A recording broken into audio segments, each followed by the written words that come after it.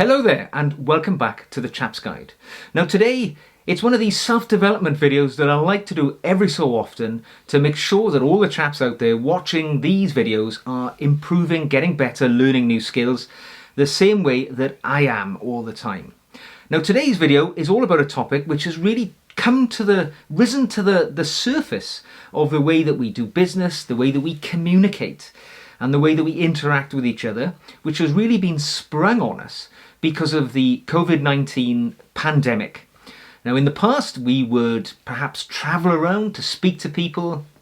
We'd go on to conferences, we would go to meetings, we'd have one-to-one meetings with people, and it would involve a lot of traveling.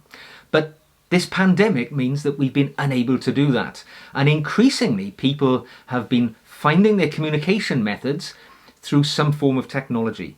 Be that some video conferencing technology on computers, various apps like Zoom and Skype and so on, or even on the telephone. But we've changed the way that we interact because we've had to. And I think that when all this is over, the changes will remain because we've discovered that we can have video conferencing to a very high level between groups of people. We can have meaningful one-to-one meetings without having to get in a car and spend half a day traveling to a meeting to get something done. So I think it's important that we all reflect upon the skills that we have gained and that we're adding to our skill sets through this current period of now doing all our business via video conferencing.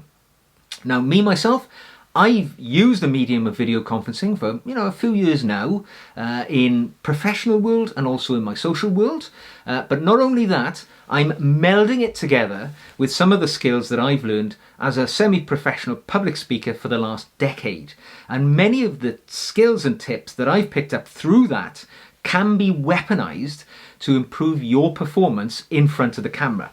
Because make no mistake about it, when you're video conferencing, it's a performance. This is a theatrical performance. You're putting across your message, your points, the way that you look, and you're using that to a positive effect with the people that you're speaking to.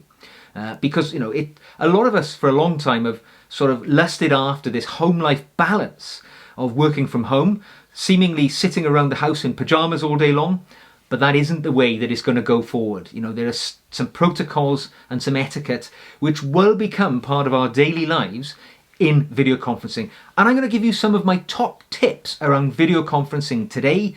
A couple of bonuses at the end as well, which will be good ideas for you to incorporate into your skill set and will make you better video conferencing.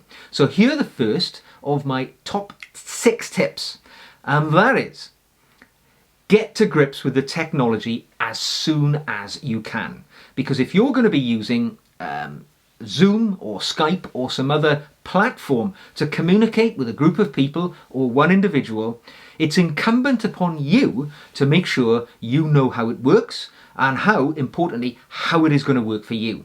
Because there's nothing worse than arranging a meeting at 10 o'clock in the morning and then 5 to 10 you think, right, I will log in, get ready, and then to discover you don't know how to do it, you're not familiar with the platform, it's going to make you look like a buffoon at the very least, or somebody who's incompetent at possibly the worst, and it's not the way that you want to get your first impression across to the person that you're going to be speaking with. Because don't forget, as I always say on this channel, first impressions count. You can't have a first impression a second and third time. You only get one chance. So make sure you know how the technology works. Most of these platforms have the opportunity for you to log in advance and find out how it works. Make sure that you are familiar with it. Key thing, learn how to mute the microphone for a start and how to blank out the camera feed. Because muting out the mic is a key thing that we'll probably talk about a bit further on. But learn about all those camera operational options that you need to know. Things like, can you record the meeting? So for future reference, you can go back to it and perhaps look at your performance for a start, see how you did. And even for technical points, you want to take minutes of the meeting. If you've recorded it, it is so much easier. So that's tip number 1. Get your head around that technology as soon as you possibly can. Make it work for you. Don't make yourself look like an idiot. Tip number 2 very important, is the setting in which you're sitting when you're having this presentation. Make sure that it is perfect for your video conferencing requirements, okay? So there's nothing worse than having something distracting behind you, like a garish picture with very loud colors, which is going to draw the eye. There's nothing worse, or even worse, sitting in front of some form of window. Because if you sit in front of a window, you're only going to look like a silhouette. It's going to be, blurred out. Your image will not be able to be seen by the person on the other end of the camera. So think about where you're going to set up your video conference or your meeting, whatever you're using the technology for. Now, if you're using a computer, a laptop with a built-in camera, that's great because you can move it around the house. Now, I'm in my office at home, and as you can see behind me is a bookcase. It's a neutral image, really. There's nothing you can draw from it. I'm sure the eagle-eyed amongst my viewers might want to, pause the image, try and see what the book titles are. So be mindful, whatever appears behind you is a reflection of you. So you don't want anything which might embarrass you. You don't want any erotic pictures or anything like that, which somebody watching the video later down the line, because they may record your meeting after all, might think, bloody hell, what were they thinking with that behind them? So make sure that there's no distractions behind you. Similarly, you can weaponize your setting, because in this bookcase, I could quite easily have taken out some of the books from one of those panels behind me and put something I wanted to reflect my professionalism. So if I had a certificate, for instance, which was particularly important, or an award or a trophy or something, you could have decorated the scenery behind you, the setting behind you, so it looks it's been placed there innocuously, but in effect, you are psychologically placing something in the image which tells the person looking at you that you're professional, that you know what you're doing, and there is some evidence of that behind you. Now, as I say, this can have a great impact on the people who are looking at you because they perhaps have not met you before. Or if nothing else, they may not have met you in your home setting. So it's good for them to be able to see that you're somebody who's well put together, and it's that first impression. Now, when it comes to the camera situation, one of the biggest things which can affect it is lighting. There's nothing worse than dialing into a meeting and finding that you can't really see the person because it's very dark or you're in front of a window. So think very carefully about the lighting. In this room right now, I've actually got an LED lighting rig to my right. I'll take some images of this and place them on the screen so you can see what I'm talking about. And to my left, there's a fairly large window. So I've got natural light flooding in from my left. And just to make sure that I'm not all in shadow, I've got an LED camera lighting rig on my right, which I use for my YouTube videos anyway. These are relatively inexpensive. You make a one-off investment. Generally, you're only going to buy these things once. They last forever if you buy LED. And if you're going to be video conferencing regularly in the future, think of the area where you do your meetings as a studio. Treat it as a studio, because that's the way that you'll be perceived by the people that you're speaking to. Within your settings, one good tip I can give you is if you intend to have these meetings and you're going to use your phone as the camera that you use, so if you're having a meeting on the phone, because obviously these new technology platforms, you can use a desktop, a laptop, a phone or whatever, but if you're going to use your phone for the ease of using it, because you've already got that, you don't have to buy anything, don't hold it in your hand when you're having the meeting. Because for all the attempt that you will make to keep it steady and not shaking around, it is going to wiggle around, and to the people speaking to you, or viewers so to speak, it's going to be a bit nauseating, it's going to look unprofessional, it's going to shake. So if you're going to use your phone, prop it up on the desk or somewhere else so that it's not wiggling around. Similarly, if you're going to use your laptop, when you place it on a surface, make sure that surface is steady and level, not something that you're going to kick every so often and make it wiggle around. So think about a steady platform so that the technology, the camera you're using, is going to be to the best of its effect. Similarly, as well as the camera and the lighting, think about the audio. Now, the audio is a really big thing when it comes to these meetings. Right? Think about the technology you're using. If you're using your phone, remember the little microphone that is only the size of more or less a pinhead. Or if you're using a desktop or a laptop, the microphone arrangements on those are very, very basic. So they may not capture the nuances of your voice and the situation if you're speaking in a low, soft voice, it might not pick up the way you would like it. So think about the audio. Of course, it's entirely possible to buy a standalone microphone and plug that into your system so that you get a much better audio return. And if you intend to do lots of video conferencing in the future, think about, buying yourself some excellent standalone microphones, possibly a standalone webcam as well, which will be far better than the small camera that you have on your laptop, your desktop, wherever you intend to use. But there's one piece of advice which is invaluable when it comes to using your desktop, your laptop or whatever, and that's to make sure that you always mute your microphone when you're not talking. Because, however you try not to do it, there are always going to be ambient noises in your side of the room when the other person is speaking, or the conference, if you're in a group of people speaking, when somebody else is speaking. You'll be drumming your fingers on the table. You'll be tapping away at the keyboard of your computer. You'll be flicking through your telephone. And these things, there might be even other ambient noises that you don't want to come across. The kids playing, your dog barking, the breaking of wind. All of these things, don't forget, this may be recorded, this meeting that you're having can come back to haunt you in the future. So make sure, mute your mic. That way you can't be embarrassed, or anything can happen which you don't want to come back and be, an albatross around your neck in future relationships with somebody. Can you imagine if you actually said something off the cuff to your partner or somebody else in the room about somebody who's in the meeting? God, this is a boring bloody speaker, this is. Thinking that it's not going to be heard and it gets carried across to the people speaking. So, be careful, mute that microphone when you're not speaking, and then you won't have any issues. If nothing else, there won't be any echo back either. So what I mean by that is when the people are speaking, their voice comes out to the speakers, and actually it gets picked up again by the microphone, and it gets transmitted in a loop. So you get this echo loop. So if you mute your microphone when you're not speaking, it cuts down on that echo loop as well, which just makes the sound quality sound a lot better, makes you sound more professional. Now, tip number 3 for me is really important for you as a chap, because you're watching the Chap's Guide, and we often talk about style and weaponizing your style to make an excellent impression on others. And tip number 3 is be camera ready. So when it comes to this important conference, and bearing in mind, next week I'm actually interviewing 4 people for jobs via video conferencing on a computer. So, increasingly as we go forward, important lifestyle decisions are going to be made using video conferencing. So you need to think about the way you're perceived, and being camera ready is hyper important when it comes to that. So what do I mean by camera ready? Well, look your best. Don't look like you've just rolled out of bed. Don't look like you've got your hair, if you've got hair, is sticking up all over the place. Make yourself look presentable and dress for the occasion that the conferencing is all about.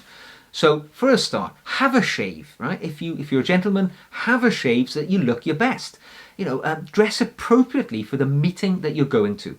If you're going to a meeting which is really important, if you're trying to sell something to a client, if you're offering a service to somebody you haven't met before, if you're going for a job interview, I would say dress the way that you would dress if you were going to a physical interview. Now I'm sitting here now wearing a jacket, a collar and a tie, because for me, I like to dress up. I'm a conservative person. I dress conservatively, but for me, dress is important. So if I was going to a meeting that was a really important meeting for me, certainly a job interview, I would wear a suit and I would wear shirt and tie, because that's the way I would dress if I was intending a job interview in real life. So think about that. Think about the way that you would be perceived. Don't think that just because we're speaking to somebody over the web using a web camera that we can dress down and we can wear our pajamas all day long. Because if you turn up for a meeting and you've dressed inappropriately, that is something, again, which could haunt you forever. Certainly, I think that important meetings will be recorded by both parties to make sure that they get the nuance of the meeting and things like that, or they can refer back to what's been said. And you really don't want to be the only person in the conference who's turned up unshaven, wearing their pajamas, looking like an idiot. So think about the way you dress. Think about who could be watching as well. It's not just the person in the room. There could be somebody else outside of the camera shot on the other side who can be an important player in your future life. So dress sharp, dress appropriate. Don't forget, you can always be the best dressed man in the video conference as well as the best dressed man in any room. So always aim to be that smart person. Tip number 4 for me is look at the camera, right? One of the big issues with using this technology is you've got, the big screen, you've got all the different people that you're speaking to, or the one person that you're speaking to in the middle of your screen, and there's normally a picture of you comes up, bottom left, top right, wherever, and it's a frame, which is the frame that they can see. So it's what they're looking at as well as what you're looking at. And it's mesmerizing for people. You always end up staring down at that image of yourself and watching yourself talking. And of course, on the other end, all the person can see is you staring down at the bottom right or the top left of the screen. They don't necessarily know that you're looking at the image of yourself. So my tip to you here, very important one, is look at the camera. Look at the camera. Don't look at the image of yourself, however tempting it may be. I know it is. I end up doing it myself sometimes, but look at the camera. On most laptops or desktops, if you're using that as the mechanism, the tool that you're using to engage with, there'll normally be a little camera. It might even be a little green light or something next to it to show that the camera is live. So make an effort, look at the camera, because human beings, when we speak to each other, we look in each other's eyes. It's the way that we have always communicated as humans. We take that as the reading of much of the non-verbal communications that we express towards each other in conversations. You can't look at your eyes because you're speaking across the medium of the web. So look at the camera, and to them it looks as if you're looking at them full in the face. It may be you want to put something next door to that little camera on your screen if you forget. So put a little sticker on there, a little star, or whatever you need to do that will continually draw your attention back to it so that you stare at the camera. And that way you come across full-faced, open-eyed to the person that you're speaking to, and it's more indicative of a normal communication. Now, I hope you're enjoying this video so far and you're learning some tips that I've learned over the years from video conferencing and public speaking. If you have, you can support the channel by giving me a thumbs up for a start. Lets me know that you're enjoying the work that we do, and subscribe as well when you're there, because hopefully if you enjoy this one, there are many more to come after it. Now let's get back to it. Tip number 5 for me is body language counts. Now, just because you can only normally see the top half of the person that you're speaking to, it doesn't mean that you have to sit there and not express yourself, because as we've always known, a high proportion, 80% of human communication is non-verbal. It's done by body language, so the way that you move your hands, the expressions in your face, the way that you use your voice, the nuances of the tone of your voice and things like that. These play a big part in human communication skills. So remember, if you're on a small screen, you may have to scale up your movement so that the other person can see what you're doing and how you're expressing yourself. Sit forward in your chair. Don't sloth back, as if you're sort of recumbent, like an emperor in ancient Rome, expecting somebody to hand you a grape. Sit forward in your chair, look interested, and look fully engaged with the people that you're talking to. Even if you're not speaking, if you're not part of the conversation, look into the camera, look engaged, sit forward, look forward as if you're ready and able to speak at any point. That way, it really comes across that you're interested, you're following the conversation. Use your hands when you're speaking. Express yourself. Use your facial features. Use all the things that you would normally do in speaking, but be conscious that we're only using this area that we've got as our performance theatre. In other words, they can't see us. They can't see us in the room. All they get is this sort of small area. Think about where you sit and how close you sit to the camera as well. If you sit so close up that they can't really see anything, it's not going to help. So sit back so you've got enough room. People can see you, but you've got enough room to engage and show yourself. And finally, tip number 6 is set the camera angle well. Now, what I mean by that is, we've already talked about the camera, look at the camera, look into it, things like that. but set your camera carefully. There is nothing worse than logging onto a meeting and the camera's been set in a poor way so that you're looking up somebody's nose, you're looking at the ceiling, you're not framed very well in the camera angle. So think about your angles. Think about the way that you're going to be perceived in the best possible light. And I mean best possible light. So sight that camera in the best light in the house with your best angle. Now, I know some people, if you want to take it to the nth degree, would say, well, you know, if I really want to put myself across well, perhaps I could wear some makeup. If you've got big bags under your eyes, you know, you might want to put some concealer on. Me personally, I wouldn't go down that route. You know, I'm as good a chap as anybody else, but I'm not somebody who regularly wears makeup. That's not to say I wouldn't if I had an injury or a mark on my face which would be distracting to people and I could cover it up. But think about the angles, things like that, things that portray you in the best possible light.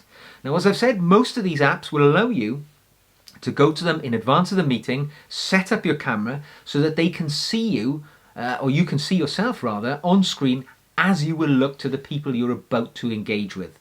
So there's nothing wrong with that. Go in advance, make sure you know how it all works, and set up your angles and things like that. Set it for your head and shoulders.